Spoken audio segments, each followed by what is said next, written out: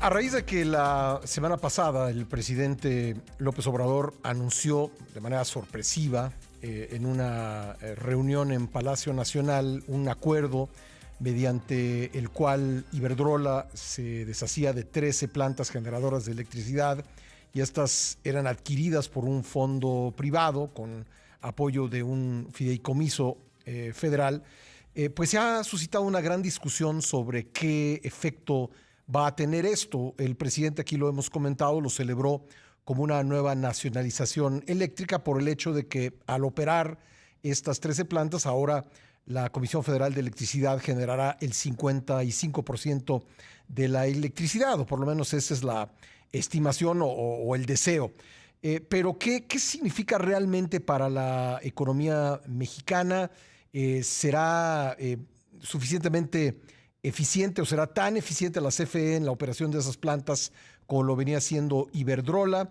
¿Tendrá alguna afectación para el erario esta operación? Lo vamos a platicar de esto y más con Jesús Carrillo, director de Economía Sostenible del Instituto Mexicano para la Competitividad, el IMCO. Hola Jesús, gracias por estar con nosotros. ¿Qué tal, Pascal? Muy buenos días. Encantado de saludarte a ti y a tu auditorio. Hoy ayer en la mañanera el presidente pues defendió la adquisición de estas 13 plantas eléctricas de Iberdrola, y creo que tuvo que entrarle al tema porque pues ha habido entre los analistas opiniones que no ven de manera tan favorable esta operación que se realizó. ¿Cómo podríamos resumir lo que ocurrió a lo largo de la semana, Jesús? Yo creo que hay varias cosas que probablemente podamos comentar a lo largo de esta charla, Pascal.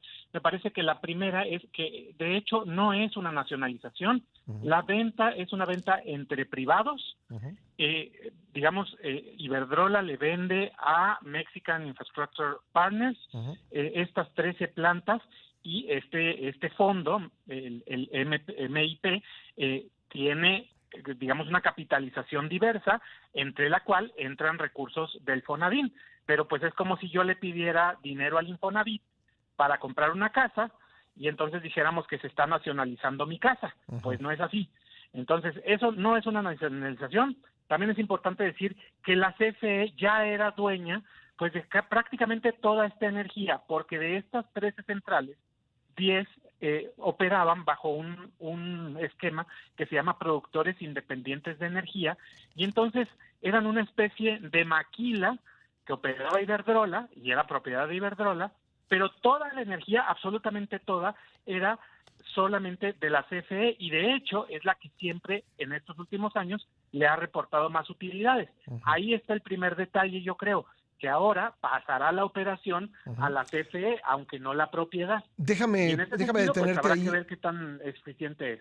Exacto, esa es justamente mi pregunta. ¿Qué tan eficiente puede ser? Es decir, ¿operaría la CFE de acuerdo con su contrato colectivo? Es decir, con condiciones laborales distintas a las que operaba Iberdrola la planta. Sí, digamos, es de suponer que va a operar pues bajo las condiciones de la empresa, con sus capacidades técnicas, Ajá. administrativas, financieras, etcétera. En ese sentido, creo que pues es una primera probable desventaja que haya a la hora de los costos, y en ese sentido pues es presionar más a la empresa, porque pues en los últimos años no ha tenido el mejor de los desempeños.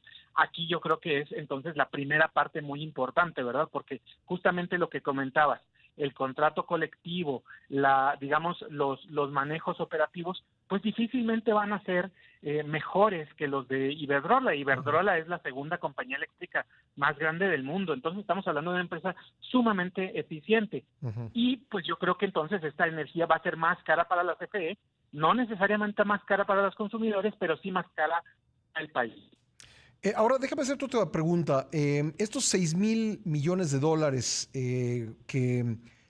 con los cuales se paga a Iberdrola estas plantas, ¿esto habrá que descontarlo del balance de la inversión extranjera directa en el país? Eso, fíjate que todavía no queda claro, porque hay que ver cómo queda ya bien la propiedad Ajá. de las plantas. es posible que sí cuente como una salida de inversión extranjera directa, pero desde luego pues lo importante aquí puede contar como una salida de capital, pero los activos físicos aquí se quedan, que eso es muy importante aclarar.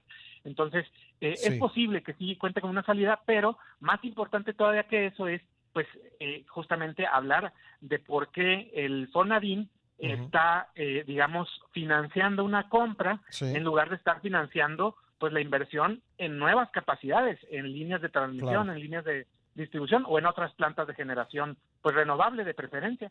Oye, ¿y ese financiamiento de la compra le puede costar al erario, le puede costar al contribuyente mexicano?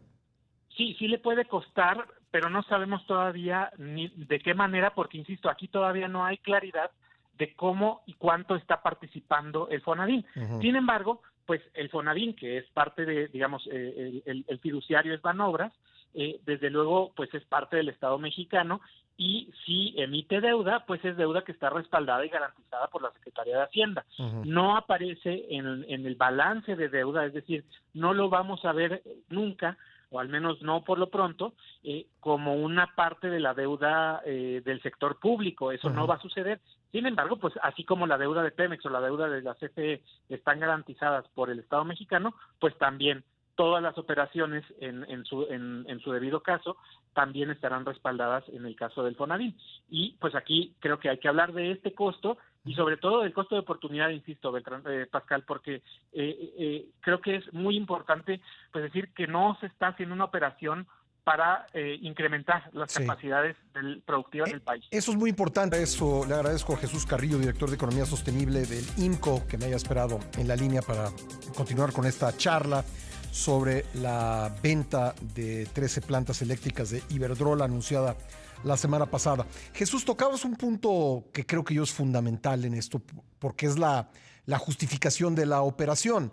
Yo no entendería que el Estado mexicano se involucre en esto si no fuera para aumentar la capacidad de generación eléctrica, que como hemos visto en tiempos recientes, pues es muy importante porque puede ser la razón, por un lado, para que más empresas lleguen al país y aprovechen el nearshoring, o no la aprovechen, ¿no? Y entre otras razones, desde luego, pues que la población, los consumidores domiciliarios, pues no tengan apagones, ¿no? Pero, ¿qué se puede decir de esta operación? ¿De alguna manera garantiza esta disponibilidad de electricidad en el país? Pues mira, Pascal, yo creo que en este momento, pues sí hay suficiencia, digamos, por parte de la oferta, ¿no? De la capacidad instalada de generación eléctrica para darle servicio a la población y relativamente bien para recibir, pues probablemente algunas inversiones importantes, pero nosotros creemos que a partir de 2026, pues sí se puede complicar si no hay un esfuerzo importante, y cuando digo importante es en serio muy grande lo que se tiene que hacer, y sobre todo, Pascal, en materia de transmisión, en estas líneas grandes que llevan, que vemos muchas veces por las carreteras, esas que llevan la luz, la electricidad de el centro de generación a los centros de consumo, pues son las más importantes en este momento, y es un monopolio legal y natural de la CFE. Entonces, ahí es donde yo creo que debería de estarse enfocando más la CFE, porque además este es el segmento de la empresa que más utilidades le reportan, ellos que ya están operando, que operan bien, cuya electricidad ya es propiedad. Mira, por ejemplo, Pascal, hay unas líneas que han sido motivo de digamos, de muchas cabezas quebradas, ¿no? De pensar cómo le hacemos para conectar a la península de Baja California, que está aislada del sistema eléctrico nacional, con líneas de transmisión de corriente directa. Ese sería un proyecto muy importante. Otro proyecto muy importante que hay es conectar y, digamos, mejorar reducir la saturación de las líneas de transmisión entre el centro del país y Oaxaca. Ahí también hay un proyecto que se necesitaría, y estos proyectos costarían alrededor de $2,000 millones. Entonces, me parece que son proyectos en los que debería de haberse invertido. Hay desde luego también mucha necesidad en invertir en infraestructura de gas natural, porque utilizamos mucho para la generación eléctrica, pero también para la industria. Y en este sentido, de lo que estábamos comentando del nearshoring, pues también la infraestructura de gas natural, ductos, almacenamiento, transporte, necesitamos también pues meterle ahí para poder apuntalar al país en una mejor dirección. Yo creo que infraestructura logística en los puertos, en las aduanas, en el corredor del Istmo, yo creo que también son infraestructura crítica que el país necesita para poderse desarrollar, y de hecho creo que podría hacerse pues con la orientación que ha tenido muy clara este gobierno de tener presencia del Estado y sobre todo en el sureste del país. Entonces, ¿cuál es la ventaja, Jesús? Porque realmente no la estoy encontrando de esta operación. Mira, habría que ver, vamos a esperar, yo creo que a ver si el Fonavin nos puede o nos da algo de información para aclarar si esta operación de alguna manera financieramente le resulta provechosa, porque desde luego el Fonavin está financiando una compra, entonces digamos, pues recibirá intereses, que va a recibir intereses, supongo, ¿no? sí. Habrá que ver cuántos y de qué manera, ¿no? Claro. El problema es que también el Fonavin pues está expuesto a los mercados internacionales de capital y también paga intereses. Entonces, esa podría ser la ganancia, pero insisto, no es el propósito del Fondo Nacional de Infraestructura. Este fondo existe pues para construir infraestructura, para desarrollarla, para cuidarla, pero no para no para generar ganancias para el Estado mexicano. Para eso está la CFE, para eso está Pemex, que no lo hacen muy bien en estos años, pero para eso están. Tampoco sabemos de cuánto será la contraprestación, ¿verdad? Se le pagará a la CFE por operar las plantas. No, tampoco sabemos eso. Sin embargo, pues como la CFE continuará operando, digamos, la energía, es decir, va a ser la dueña de la energía, la que la mete al mercado eléctrico mayorista. En ese sentido, yo creo que al menos estas 10 plantas que estaban bajo el modelo de productores independientes de energía, seguirán reportándole utilidades por vía de su compañía subsidiaria CFE Generación 5. Esto es de esperarse, a menos que pues la operación decaiga, ¿verdad? Que la operación no sea adecuada, que digamos las cuestiones laborales, que las cuestiones operativas pues se deterioren, que esa es pues también una preocupación que desde luego podemos tener, pero pues ojalá y la CFE lo haga muy bien en la operación de las plantas. Me quedan un par de minutos, pero mencionabas hace un momento las energías renovables y pues entiendo que en unos años las empresas que vengan a invertir a México por obligación de sus accionistas tendrán que, es decir, no podrán utilizar cualquier tipo de energía. En muchos casos tendrán que utilizar energía renovable. Sí, así es. O sea, esta ya es una tendencia, ya es una preocupación de muchísimas empresas. Vamos, Iberdrola toma esta decisión como parte de una estrategia global que tiene de descarbonizarse. Y de hecho, ayer en las noticias ya empezó a circular, habrá que ver los detalles, un compromiso que hacen en Brasil para invertir justamente alrededor de 6,000 millones de dólares en energías renovables. Sin duda, si queremos que México sea competitivo, sí necesitamos producir más con energías renovables. Desde luego, esta es una condición ya inequívoca para poder insertarnos bien en la economía de este siglo, Pascal. Yo creo que, sin duda, la nueva revolución industrial nos requiere esto, las nuevas tecnologías nos requieren de este tipo de generación más limpia, y yo creo que nos estamos quedando atrasados.